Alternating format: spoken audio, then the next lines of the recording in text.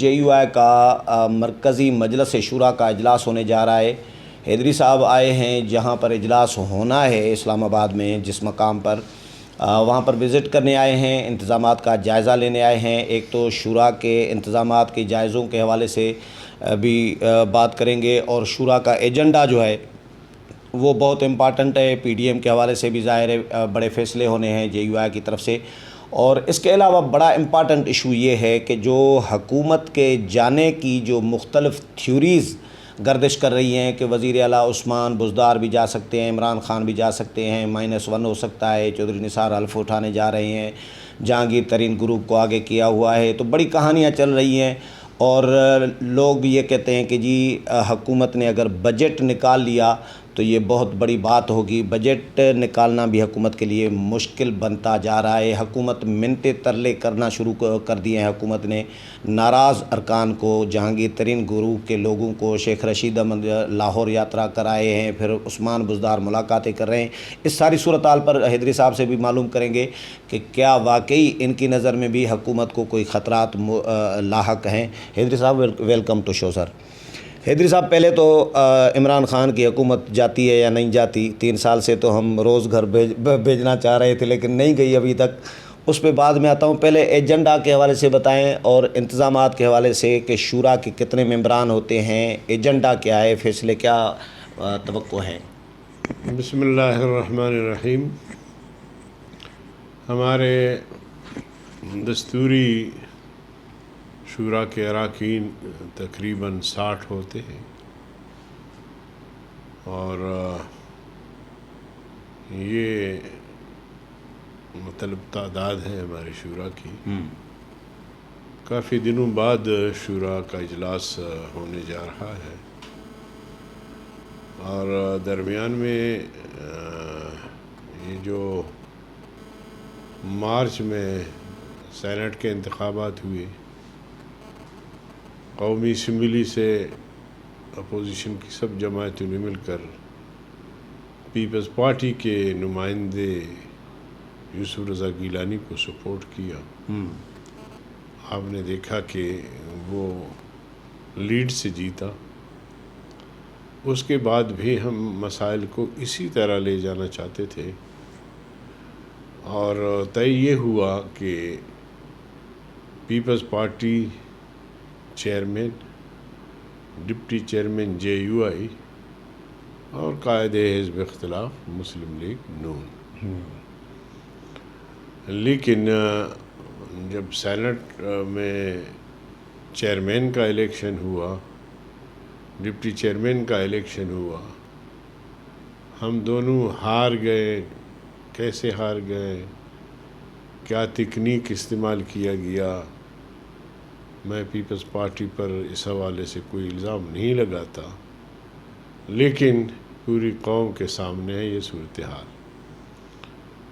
اس کے بعد پھر اپوزیشن لیڈر کی بات تھی، تو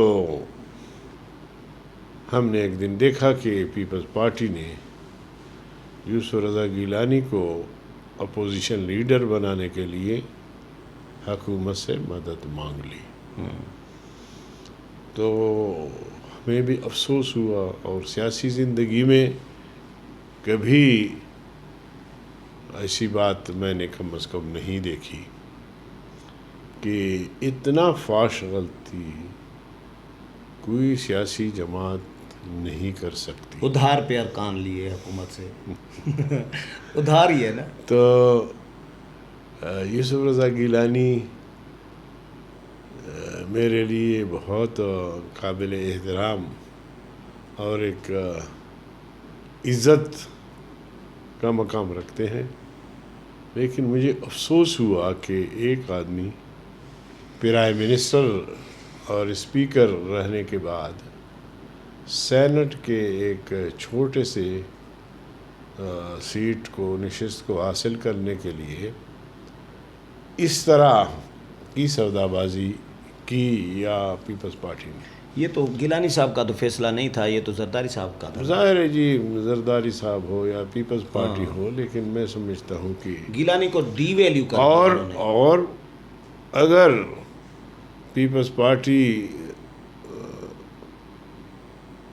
سمجھتی ہے کہ اپوزیشن لیڈر ہر حال میں یوسف رضا گیلانی کو بننا تھا، تو مولانا صاحب کو ریکویسٹ کرتے، ہمیں کہتے کہ جی ہماری مجبوری ہے، تو شاید مسلم لیگ نون والے بھی مان جاتے، مگر میری نظر میں یہ بالکل بھی گھٹیا طریقہ اختیار کیا گیا۔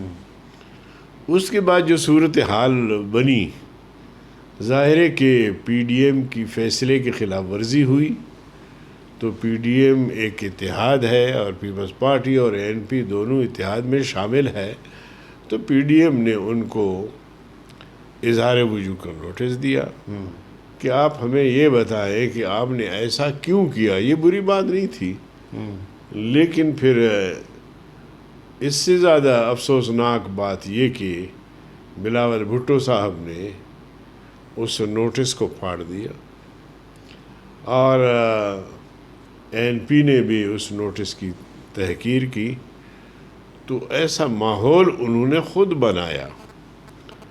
تو اب ایسی صورتحال میں پیپلز پارٹی کو ساتھ رکھنا میری نظر میں بڑا مشکل ہوگا۔ لیکن اگر اب پیپلز پارٹی اور این پی والے اپنے کیے پر نادم ہیں تو پھر بات مل سکتی ہے۔ تو اس حوالے سے ہم سمجھتے ہیں کہ پیپلز پارٹی نے جو کچھ کیا سیاسی حوالے سے اچھا نہیں کیا۔ اچھا حیدری صاحب، ایک چیز تھوڑی سی کلیئر کر دیں کہ اے این پی والے یہ کہہ رہے ہیں کہ بھائی شوکاز نوٹس یا جو اظہار وجوہ کا نوٹس تھا، اس سے پہلے ہم نے پی ڈی ایم کو وضاحت روبرو زبانی کر دی تھی۔ امیر حیدر ہوتی کے گھر پہ آپ تھے، مولانا عبدالغفور حیدری، شاہد خاقان عباسی جو سیکرٹری جنرل ہیں پی ڈی ایم کے، اور مولانا اویس نورانی، ان کے ساتھ زاہد خان، امیر حیدر ہوتی، میاں افتخار، تینوں نے مل کے وضاحت کر دی تھی کہ بھئی ہماری دوستی تعلق ہے زرداری صاحب کے ساتھ اسفند یار ولی کا، تو ہم نے بس انہوں نے ریکویسٹ کی، ہم نے تو دے دیا، اتنی ہم نے غلطی کی ہے۔ تو اس کے بعد وہ کہتے ہیں کہ نوٹس نہیں دینا چاہیے تھا جب ہم نے وضاحت کر دی۔ دیکھیے، دوستی زرداری صاحب سے مولانا صاحب کی بھی ہے، ہم سب کی ہے۔ دوستی اپنی جگہ پہ ایک مسلمہ حقیقت ہے، لیکن دوستی کے لیے اصول قربان نہیں کیے جاتے۔ اصولی طور پر اگر آپ پی ڈی ایم کا حصہ ہیں اور ایک اتحاد نے فیصلہ کیا ہے، تو پھر آپ نے اس فیصلے کا احترام کرنا ہے۔ انہوں نے وضاحت کر دی تھی۔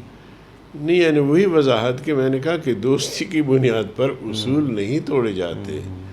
دوستی دوستی ہوتی ہے، اصول اصول ہوتے ہیں۔ جہاں دوستی اور اصول کا ٹکراؤ ہوتا ہے تو پھر آدمی اصول کو ترجیح دیتا ہے، دوستی کو بعد میں رکھتا ہے۔ تو اس لیے ہم سمجھتے ہیں، اور انہوں نے کہا کہ جی ہم نے دوستی کی وجہ سے، ہم نے کہا ٹھیک ہے، آپ نے دوستی کی وجہ سے کیا تو کم از کم پی ڈی ایم ایک اتحاد ہے جس میں 10 جماعتیں شامل ہیں، باقی جماعتیں بھی تو پوچھنا چاہتی ہیں کہ بھئی ایسا کیوں ہوا۔ تو لہٰذا یہ جواب طلبی اس حد تک کہ بھائی آپ ہمیں بتائیں کہ آپ نے ایسا کیوں کیا 2 جماعتوں نے، تو یہ کوئی بری بات نہیں تھی۔ ایک اتحاد میں اگر آپ شامل ہیں اور یہ اتحاد اگر آپ کے حق میں فیصلہ کرتا ہے تو آپ اس کو فالو کرتے ہیں، جب کسی اور کے حق میں فیصلہ ہوتا ہے تو آپ اس کو جوتے کی نوک پہ رکھتے ہیں۔ تو اتنا تو حق بنتا ہے اس اتحاد کا کہ بھائی ہم دوست ہیں، ساتھ چل رہے ہوتے ہیں، اور ہمیں ذرا اتنا تو بتا دیں کہ آپ نے ایسا کیوں کیا۔ اچھا، شورا میں یہ معاملہ ڈسکس ہونا ہے؟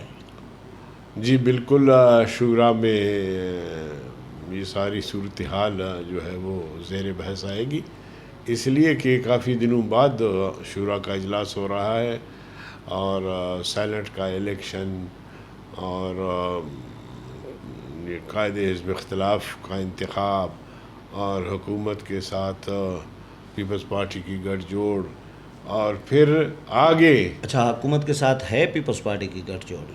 یہی گٹھ جوڑ کے نتیجے میں تو اپوزیشن لیڈر اچھا بنے، وہ جو ووٹ لیے تھے، ٹھیک ہے، اپوزیشن لیڈر اس بنے۔ کے اس سے ہٹ کے تو کوئی گٹھ جوڑ نہیں ہے۔ یہ پھر آپ ان سے پوچھیں، لیکن میں اتنا کہہ سکتا ہوں جو دنیا نے دیکھی اور ہم سب نے دیکھا، تو وہ گٹھ جوڑ کے نتیجے میں یہ سب کچھ ہو گیا۔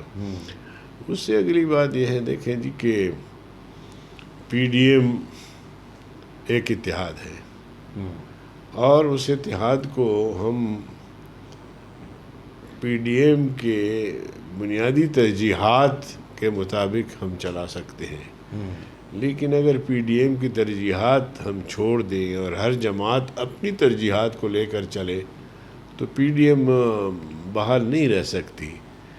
ہم چاہتے ہیں، ہماری مسلسل کوشش رہی 2018 سے اب تک، کہ اپوزیشن کی جماعتیں جو ہے وہ مل کر چلیں، اور اپوزیشن کی جماعتوں کے علاوہ ہم نے 15 ملین مارچ کیے، اور اللہ کے فضل و کرم سے بڑے بڑے مارچ کیے، اور اب بھی ہم انشاءاللہ شورا نے فیصلہ کیا تو ہم لانگ مارچ اور اسی طرح اسلام آباد کی طرف مارچ کا فیصلہ کر سکتے ہیں۔ اچھا لیکن چونکہ اب ہم اکیلے نہیں کر سکتے تو اپنے دوستوں کے ساتھ مشاورت سے اور یہ ساری بات دوستوں کے سامنے رکھیں گے، تو اس لیے شورا کا اجلاس انتہائی اہم ہے اور اس میں بڑے بڑے فیصلے ہونے ہیں، تو آپ ذرا انتظار کریں گے انشاءاللہ، کچھ گھنٹے انتظار کرتے ہیں۔ اچھا حیدری صاحب یہ بتائیں کہ پیپلز پارٹی کتنے چانسز ہیں؟ ایک تو پی ڈی ایم کا اجلاس بھی مولانا نے 29 کو بلایا ہے، تو اس میں پیپلز پارٹی اور اے این پی کو دعوت دی گئی ہے یا نہیں؟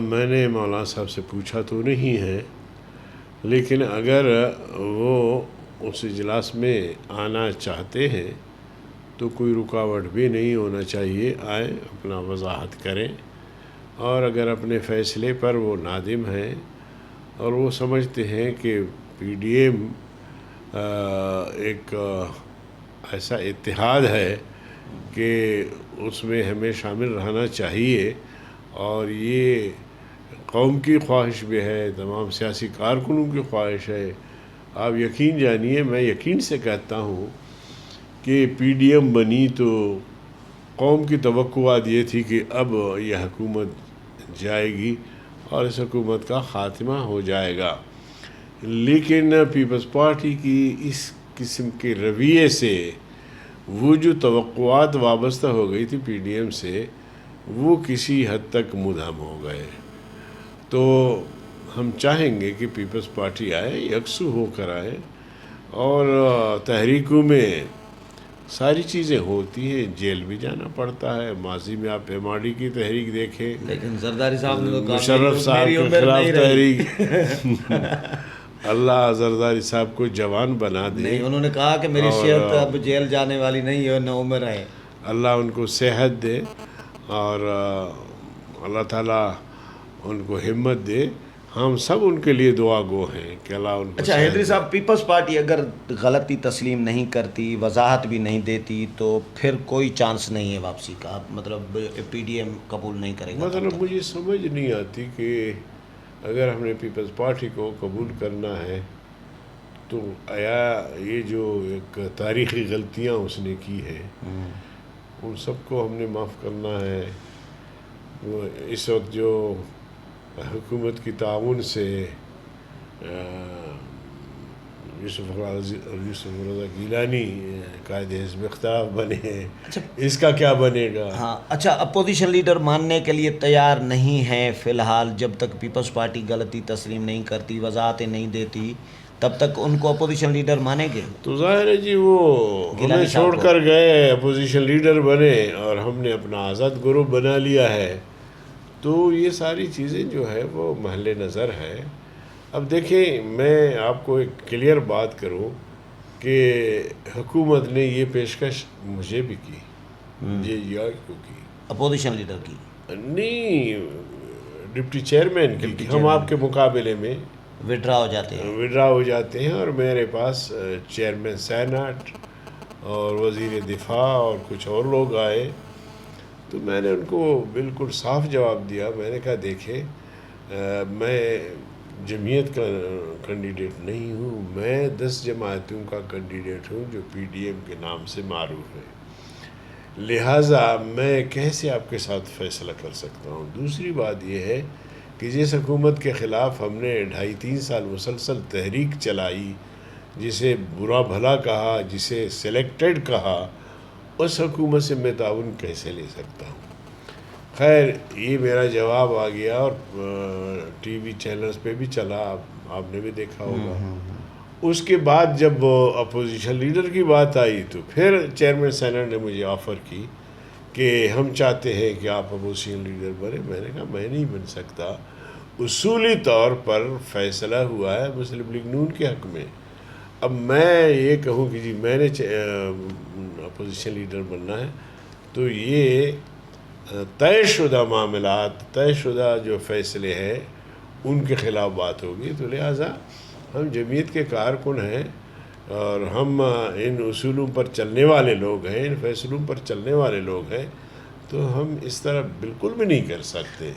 اوکے، اچھا حیدری صاحب آتے ہیں، پیپلز پارٹی نے جناب والا آؤ دیکھا لتاؤ دیکھا بس۔ ہاں اچھا سر یہ بتائیں، یہ جو حکومت کے جانے کی تھیوریز چل رہی ہیں، ان میں آپ کو بھی لگ رہا ہے، کیونکہ آج کل تو ایسا لگ رہا ہے حکومت اور اسٹیبلشمنٹ کے درمیان بھی، یعنی سلیکٹڈ اور سلیکٹرز کے درمیان بھی معاملات کوئی پہلے کی طرح نارمل نہیں ہیں، معاملات بگڑے ہوئے ہیں اس وقت۔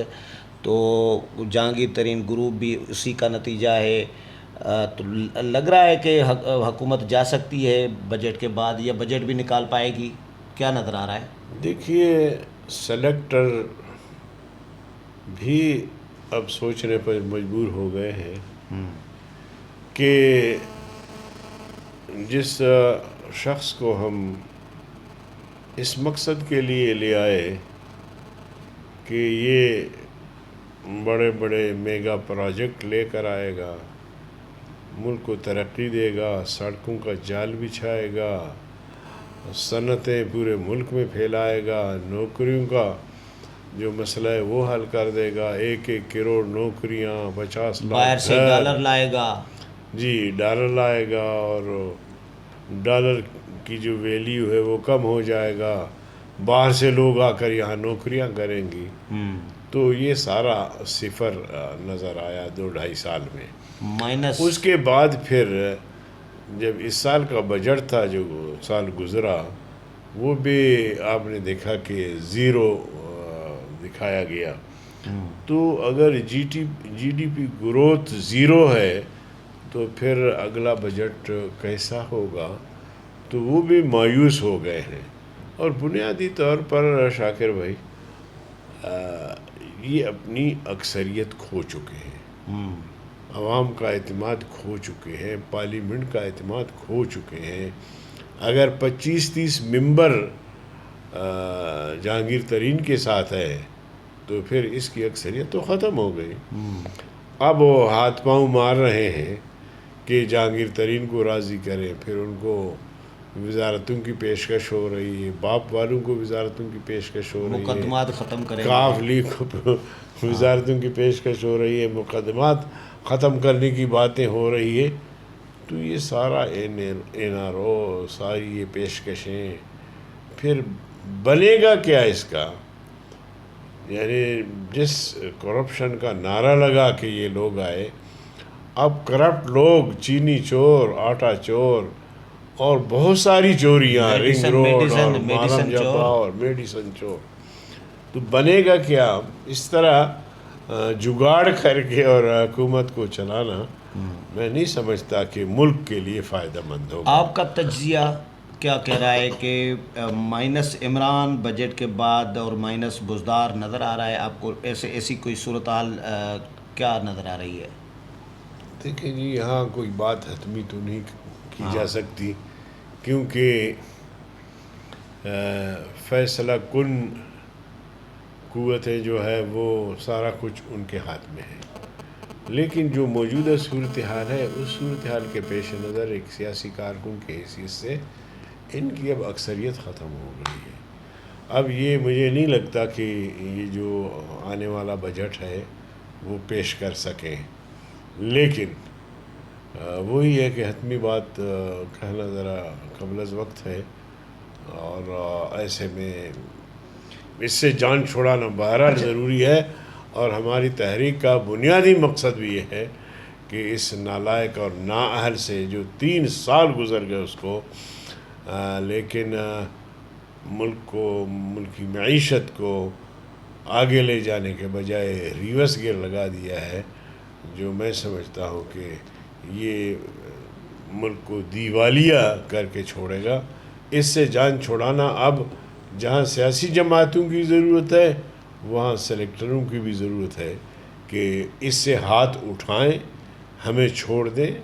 ہم سیاسی طور پہ اس کا مقابلہ کرنا چاہتے ہیں، تو یہی اس کا علاج ہے. اچھا حیدری صاحب، یہ جو Imran Khan P T I کی حکومت 9 تقریباً حلقے ہاری ہے، ضمنی انتخابات 9، تو اس میں کیسے وہ ہاری ہے؟ کیا اسٹیبلشمنٹ جو آشیرواد پی ٹی آئی کے اوپر تھا، آشیرواد کا ہاتھ جو ہے وہ ہٹا دیا ہے اسٹیبلشمنٹ نے، اب وہی ہاتھ اپوزیشن کی طرف بڑھایا ہے؟ کیا کہانی کیا ہے؟ نہیں، اپوزیشن کی طرف نہیں بڑھایا، لیکن ہم نے جو اتنی بڑی تحریک چلائی، اور تحریک کا مقصد یہ تھا کہ آپ کھلا چھوڑے لوگوں کو، جس کو لوگ ووٹ دے رہے ہیں وہ ووٹ چوری نہ ہو. اور آپ نے دیکھا کہ اس کا فائدہ ہوا ہے. اس کا فائدہ ہوا ہے. اوکے، اس کا یعنی فائدہ ہوا. اسٹیبلشمنٹ پیچھے ہٹی ہے اس داندلی اور انتخابات میں مداخلت کرنے. آخر وہ بھی تو انسان ہے، وہ بھی تو ملک کے لیے سوچتے ہیں. آپ کو لگ رہا ہے کہ پیچھے ہٹی ہے؟ پیچھے ہٹی ہے یا نہیں ہٹی ہے، لیکن کم از کم اتنا ہوا ہے کہ انہوں نے کوئی رکاوٹ پیدا نہیں کی. ٹھیک ہے، رکاوٹ پیدا نہیں کی. اوکے. تو اس لیے اکثر سیٹیں جو ہے وہ اپوزیشن جماعتوں نے جیتی ہے. اچھا، پی ڈی ایم کی تحریک کا جو پورا جو ٹارگیٹ تھا وہ سلیکٹرز تھے کہ بھئی داندلی ختم کرائی جائے، مداخلت ختم کرائی جائے، آئی ایس آئی کا سیاسی ونگ ختم کیا جائے، انتخابات اور نتائج میں جو اداروں کی مداخلت ہے وہ بند کی جائے.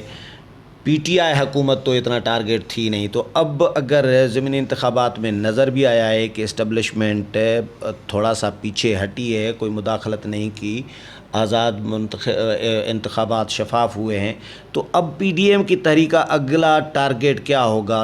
کام جو مقصد جو حاصل کرنا تھا وہ تو تقریباً ہو گیا ہے. اب پی ڈی ایم کس ایجنڈے اور کس نعرے پر چلے گی تحریک؟ نہیں جی، پی ڈی ایم جو ہے ابھی دیکھیں کراچی میں بھی گڑبڑ ہوئی، اور کوئی ڈسکا تھا پتہ نہیں. کراچی میں کیا، کراچی میں ڈسکا میں ہوئی تھی. کراچی میں تو دوبارہ بھی پولنگ ریکاؤنٹنگ کرائی گئی، تو وہ تو Peoples Party. P D M کی جماعتوں نے اس سے بائیکاٹ کیا کیونکہ وہ شفاف نظر نہیں آ رہا تھا. عرض کرنے کا مقصد یہ ہے جی کہ ہم صاف شفاف الیکشن چاہتے ہیں. ہم چاہتے ہیں کہ لوگ جس شخص کو ووٹ دے رہے ہوتے ہیں اس شخص کو جیتنا چاہیے. 2018 کا الیکشن ایسا بدترین اور ایک ایسا سیاہ بدنما داغ ہے الیکشن کمیشن کے دامن پر، اور یا جو سلیکٹر ہیں جو اس میں ہم سمجھتے ہیں کہ انہوں نے مداخلت کی، جس کی تاریخ میں مثال نہیں ملتی. میرا خود اپنا الیکشن 1 بجے میری بھتیجی مجھے فون کرتی ہے کہ بابا ابھی تک ہمیں 45 فارم نہیں دے رہے پولنگ سے، تو میں کیا کروں؟ تو میں نے کہا بیٹا تم چلے آؤ. تو میرے حلقے کا جو صوبائی حلقہ ہے، رات بھر انہوں نے رزلٹ نہیں دیا، دن بھر نہیں دیا، پھر رات جا کے کہیں اعلان کیا، تو تیسرے دن جناب والا وہ ایک چٹ آویزاں کر دیا کہ کس نے کتنے ووٹ حاصل کیے. تو یہ الیکشن تو نہیں تھا.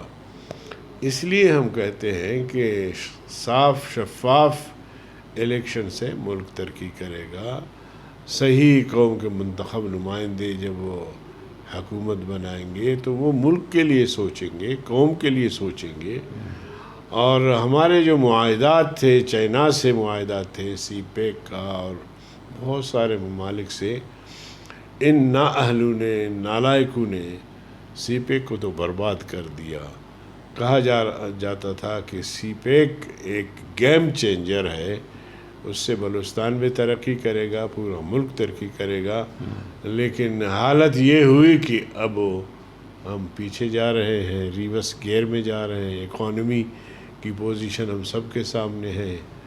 تو ایسے میں ظاہر ہے کہ وہ ممالک جو ہمیں قرضے دیتے ہیں وہ بھی سوچ رہے ہوتے ہیں کہ یار یہ تو کنگال ہے، ان کے پاس تو دینے کے لیے پیسہ ہی نہیں ہے، تو ہم ان کو کیسے قرضے دے دیں.